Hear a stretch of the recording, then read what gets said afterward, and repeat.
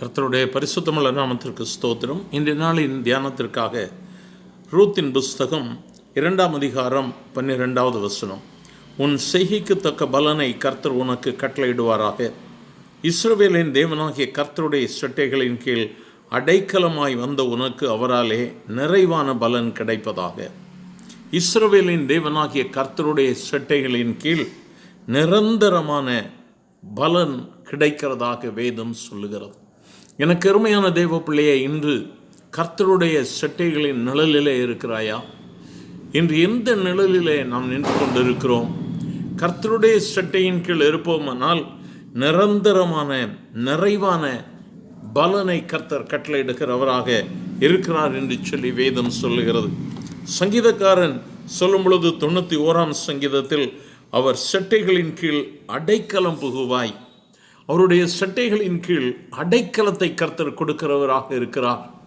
இந்த உலகத்தில் நிம்மதி இல்லாமல், அடைக்கலம் இல்லாமல் இருக்கிற இந்த சூழல்களில் அவருடைய சட்டைகளின் கீழ் வரும்போது கர்த்தர் அடைக்கலத்தை கொடுக்கிறவராக இருக்கிறார்.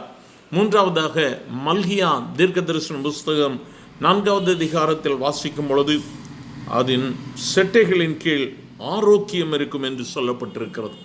ஆகவே அவருடைய சட்டைகளுக்குள்ளாக நாம் செல்லும் பொழுது கர்த்தர் நாளில் இந்த 3 விதமான ஆசீர்வாதங்களை இன்று உங்களுக்கு கொடுக்கிறவராய் இருக்கிறார். இந்த ஆசீர்வாதங்களை பெற்றுக்கொள்ளும்படியாய் நாமும் கூட ஒரு சில நிமிடம் ஆண்டவருடைய சமூகத்தில் ஒருங்கிணைந்து ஆண்டவரை நோக்கி பார்த்து ஜெபிக்கலாமா?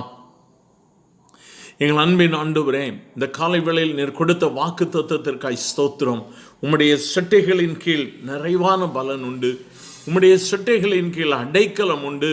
உம்முடைய சட்டைகளின் கீழ் ஆண்டவரே ஆரோக்கியம் உண்டுப்பா. இந்த நாளில் உம்முடைய பிள்ளைகள் உம்மை நோக்கி ஜெபிக்கிற அந்த வேளையில் உம்முடைய சட்டைகளின் கீழாக உம்முடைய பிள்ளைகளை வைத்து நேர் பராமரிக்க வேண்டுமா ஜெபிக்கிறோம் ஐயா. இந்த நாளில் சகல ஆசீர்வாதங்களை உம்முடைய பிள்ளைகளுக்கு கொடும். இந்த ஜெபத்திலே ஒருங்கிணைந்து ஜெபித்து கொண்டிருக்கிற ஒவ்வொருவருக்குள்ளும் ஒரு ஜெப ஆவியை ஊற்றும் ஆண்டவரே. இந்த நாள் ஒரு வெற்றியின் நாளாக இருக்கட்டும். இந்த நாளிலும் நான் என் கர்த்தருடைய சட்டைகளின் கீழாக அடைக்கலம் புகுந்திருக்கிறேன். அவருடைய சட்டைகளின் நிழலிலே நிற்கிறேன். அவர் எனக்கு பாதுகாவலை கொடுப்பார் என்கிற நம்பிக்கையோடு கூட உள்ளத்தின் ஆழத்திலிருந்து நன்றி உள்ள இருதயத்தோடு கூட உம்மை ஸ்தோத்திரிக்கிறோம், உம்மை துதிக்கிறோம், உம்மை மகிமைப்படுத்துகிறோம்ப்பா. உம்முடைய கிருபையின் பிரசன்னம் ஒவ்வொருவரையும் நிரப்பட்டும். உம்முடைய சட்டைகளின் நிழல் ஆண்டவரே எனக்கு வேண்டும் என்று சொல்லி யார் யார் விரும்பி உம்மை நோக்கி கூப்பிடுகிறார்களோ அவர்கள் ஒவ்வொருவருக்கும் உம்முடைய சட்டையின் நிழலை கொடுங்கப்பா. இந்த நாட்களில் மனிதனுடைய பாதுகாவல் அல்ல, என் கர்த்தருடைய பாதுகாவல் தான் அவசியம். ஆண்டவரை கூப்பிடுகிற ஒவ்வொருவருக்கும், தனிப்பட்ட ஒவ்வொருவருக்கும், குடும்பங்களுக்கும் ஆண்டவருடைய பாதுகாவல் இந்த நாளிலே கொடுக்கப்படுவதாக நீர் அப்படி செய்ய போற தயவிற்காய் ஸ்தோத்திரம். ஆண்டவர் உடைய பிள்ளைகளை திருப்தியாக்கி வழி நடத்தும். ஆண்டவர் உடைய சட்டைகளின் கீழ் அவர்கள் இன்னும் மேன்மையை காண நேர்ந்த நாளிலே உதவி செய்ய போகிறபடி நாள் உமக்கு ஸ்தோத்திரம். சத்துருவனுடைய கண்ணிகளுக்கு, பொல்லாதவர்களுடைய கண்களுக்கு, எரிச்சல்களுக்கு உம்முடைய பிள்ளைகளை முற்றிலும் இந்த நாளிலே நேர் விலக்கி காத்து கொள்ளுகிற தயவிற்காய் ஸ்தோத்திரம். ஆசீர்வதியும். இயேசுவின் நாமத்தில் பிதாவே, ஆமென்.